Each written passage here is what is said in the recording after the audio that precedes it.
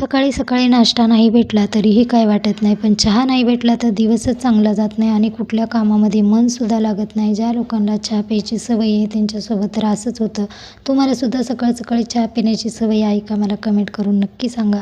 इथं चहा तर पिऊन घेतलेला आहे. चपात्याला पीठसुद्धा मळलं होतं. चपात्या बनवायला घेतल्या. म्हणलं आधी डब्बा बनवून देते. वांग्याची भाजीसुद्धा झालेली आहे.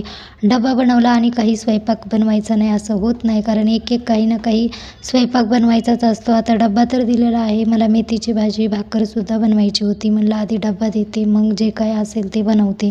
आता एवढा राडा पडला होता. सगळे भांडे किचनवर झाले होते. म्हणलं जे काय असेल ते एकाच वेळेस घासून घेते. एक एक भांडे घासू वाटत नाही मला, तर थोडे थोडे भांडे घासूच वाटत नाही. कितीही भांडे असू द्या, एकदाच भांडे घासून घेतले की बरं वाटतं आणि काम झाल्यासारखं वाटतं. एक चहाचे थोडे, स्वयंपाकाचे थोडे असे भांडे घासू वाटत नाहीत. इथं मी भाकरीसुद्धा बनवून घेतलेल्या आहेत. लगेच म्हणलं मेथीची भाजी याच तव्यावर बनवते.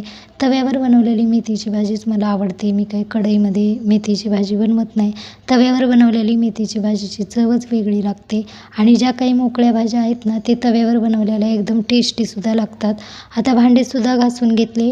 म्हणलं किचन ओटासुद्धा सर्व साफ करून घेते. गॅससुद्धा घासून घेते. एक एक कामं झाली. स्वयंपाक झाला, भांडे झाले, फरशी झाली, कपडे झाले की एक एक काम हलकं वाटतं आणि फ्रेशसुद्धा वाटतं. ते थोडे थोडे भांडे घासायचे म्हणलं की जास्तच वैताग येतो आणि नकोसुद्धा वाटतं. आता इकडं पूर्ण भांडे घासून झाले, स्वयंपाक झालेला आहे, गॅस, किचन सगळं साफ झालेलं आहे. म्हणलं लगेच झाडू मारून घेते आणि लगेच फरशीसुद्धा पुसून घेते.